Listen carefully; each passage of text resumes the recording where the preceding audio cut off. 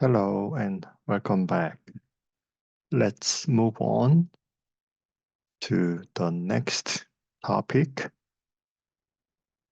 And I want to show you this first slide, of course.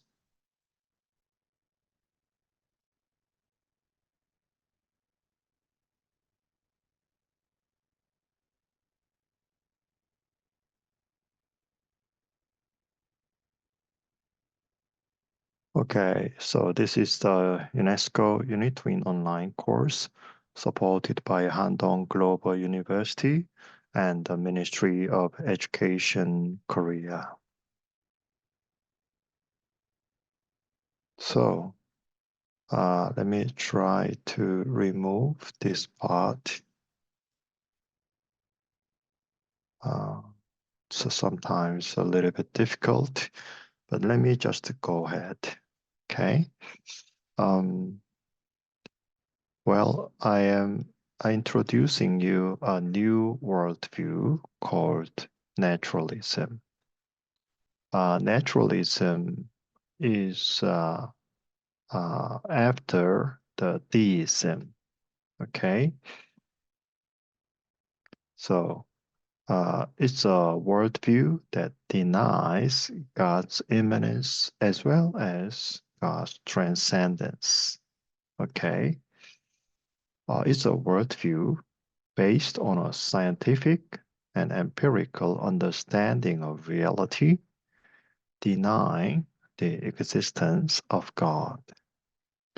Well, as you remember, deism was admitting the existence of God and transcendence of God, but naturalism denied both. So it went one step further. Another emphasis that is a reasonable and satisfying alternative to faith-based or non-experiential worldviews. Therefore, it is very similar to materialism, you can say. So this is the basic picture of naturalism. What about the background of naturalism? Well, it was started already by the ancient Greek Ionian school. Ionian means the school came from that part of Greece. And observing the laws of nature, they were convinced that the mathematical universe was everything. So they found mathematics a very important discipline. And human beings are also bound by this law. So they believed that scientific methods could explain everything about human behavior. And let me mention some Greek philosophers who argued this worldview. And first of all, was Thales, very famous Greek thinker who claimed that the origin of all things is a water. For him, water was the most important part. Okay? And then he predicted that the total solar eclipse for the first time through observation and mathematical calculations. So he was an expert in mathematics and science, maybe as an astronomer. And he thought that the universe was composed of material and impersonal principles. So there is no personal creator here. And furthermore, Democritus, another Greek thinker, argued that all things are made up of atoms. Atom is the fundamental element of all things. Now, another thinkers you can find here Epicurus. He emphasized that the standard of action is to minimize individual or social suffering and pain and maximize human pleasure and happiness.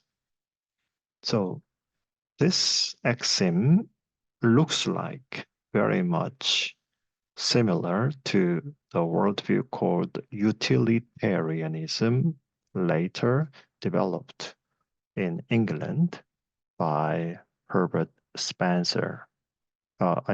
Jeremy Bentham and John Stuart Mill. And there is another thinker called Lucretius who said, the universe is a net of sophisticated causality. So everyone could find here the causality in the universe, cause and effect. And it is very much sophisticated. So Epicureanism and Stoicism both thought and agreed that the reality is a system connected by mutual causation, causality, cause and effect. Thus, a systematic society is achievable when living in harmony with the principles of nature. The whole cosmos is a well-organized system. So if we understand that and follow the rule, then we can have a harmonious life in our society.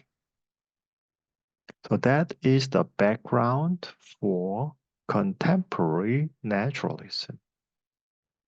If you look at these websites, you can find all the details about naturalism. The most representative website is this, www.naturalism.org. Here it is said, nature is enough.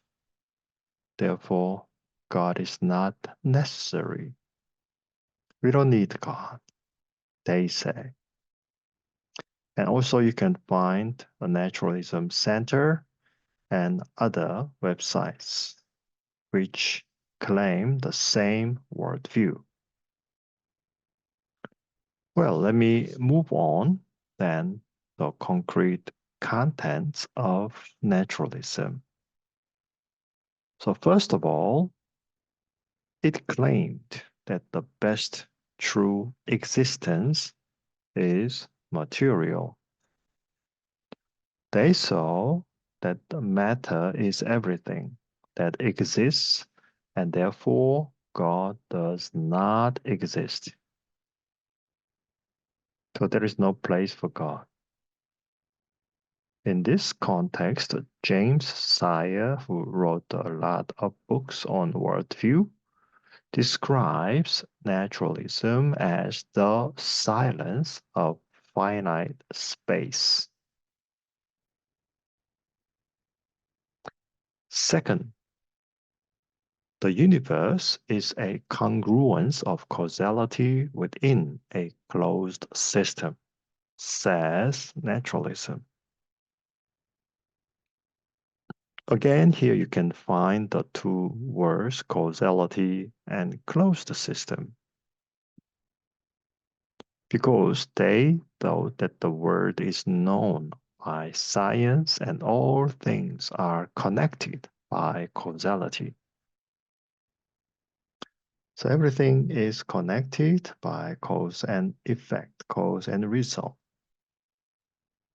And the universe is driven by certain laws, like machines, and since all things are just parts of machines, they cannot be separated from the chain of causality. That's why the universe is a closed system. Thirdly, naturalists argue that humans are just a complicated machine as a part of the universe. The human beings are just part of the universe, which is the biggest or bigger machine. Again, this worldview is a mechanical worldview, right? So individual personality is understood as chemical and physical interrelationships, nothing more than that. And furthermore, naturalists accept evolutionary theories, but they believe that there is no purpose for evolution. No purpose, no directions. Everything happens by chance. So here you can find hardly any meaning of your life or your existence or the existence of the cosmos, right? And personality and individuality disappear when humans die. So death is the end of everything. And according to the website of Naturalism, they say that since human beings are connected to the universe and others, they feel comfort and compassion toward each other. And at the same time, they have better control over the environment. So there is no space for the image of God as a very unique status or identity of human beings in this worldview of naturalism, right? Number 4, the only reason humans can have knowledge is reason, which we call the light of nature. Again, here we see that this worldview emphasizes human reason as the light of nature. And therefore, naturalism eventually resulted in a very human-centered worldview called humanism. And this worldview called humanism was claimed by many thinkers, and they have published a humanist manifesto, 3 different versions. And if you look at the second manifesto, I quote, the total personality is a function of the biological organism transacting in a social and cultural context. So, biological organism is the crucial, decisive element here. Number 5, both nature and human history are linear sequences of events linked by causalities. But there is no overall purpose in this history. That's the view of history of naturalism. You see, it's a linear sequence. So in other words, the history of nature began with the origin of the universe by the Big Bang or sudden appearance, because they deny any kind of intelligent design or creation. So it reached its present state after a long period. And the British evolutionists, Richard Dawkins, argued that nature's choice is like a blind watchmaker. So let me move on. to the sixth point of naturalism. It's about ethics, and they claim that ethics is limited to humans and that values are made by humans, not by divine command. So they think ethics started with humans because consciousness and self-determination occurred with humans. So there is no space for God or divine being. Again, Humanist Manifesto, the second one, claimed, I quote, ethics stems from human need and interest. So human life has meaning because we create and develop our futures. So you can find some representative thinkers of naturalism in France, in England, and also in United States. In France, you can find, for instance, René Descartes, Jean-Jacques Rousseau, Nicolas de Carita, Marquis de Condorcet, and Julien Alfred Lamettrie. Some of them can have theism and naturalism depending on their uh, positions. But especially the Lamettrie was a very strong naturalist, you can say.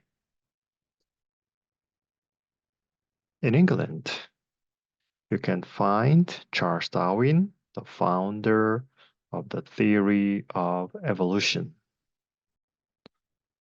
Whereas in the United States, you can mention John Dewey and Carl Sagan.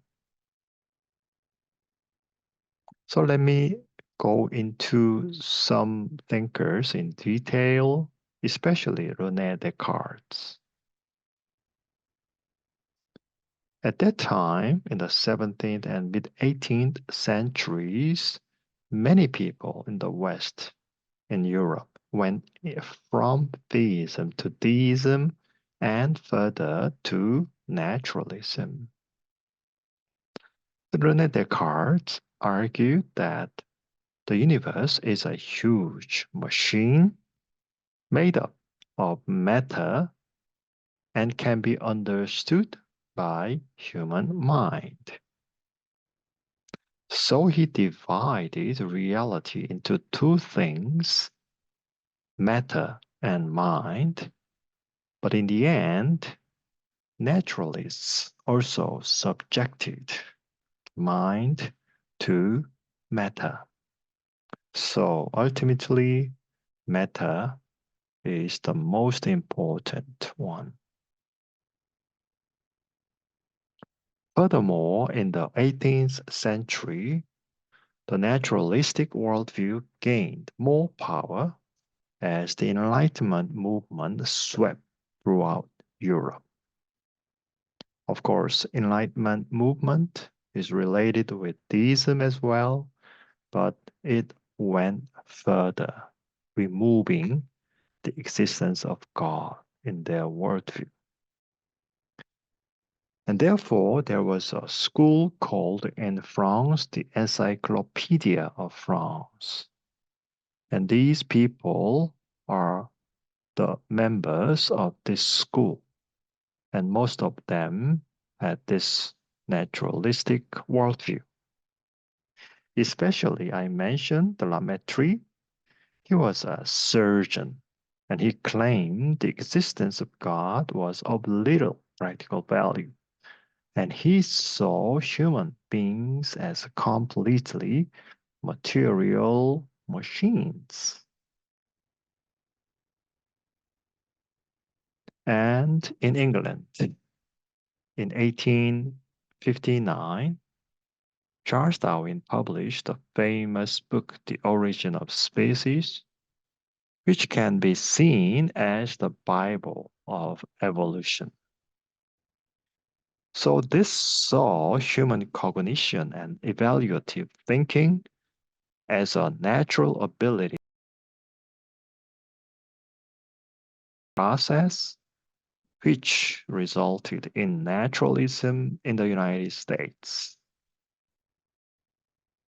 And in the 20th century, John Dewey's pragmatic naturalism denied all supernatural things. And in Europe, naturalism was developed further into materialism by Karl Marx and Friedrich Engels. We will talk about that later. And in America, you can see Carl Sagan, a very famous American astrophysicist. He said this, and I quote, "The universe is everything that exists, everything that had existed, and everything that will exist." So in his television series called Cosmos, he argued that the universe is in God's place, and the universe becomes an awe-inspiring object like God. So he almost deified the cosmos like God. And some people point out that science can slowly turn into a religion called scientism, which means that you believe in the power of science. Through science, you can know everything, you can understand how everything works. So you absolutize the power of science. Therefore, naturalism and further secular humanism is also based on this worldview. So naturalism is connected with materialism, Marxism, and secular humanism. Now, this is the end of the first lecture, and we will talk about the strong and weak points of naturalism next time. Again, thank you so much for your attention, and we will see you soon.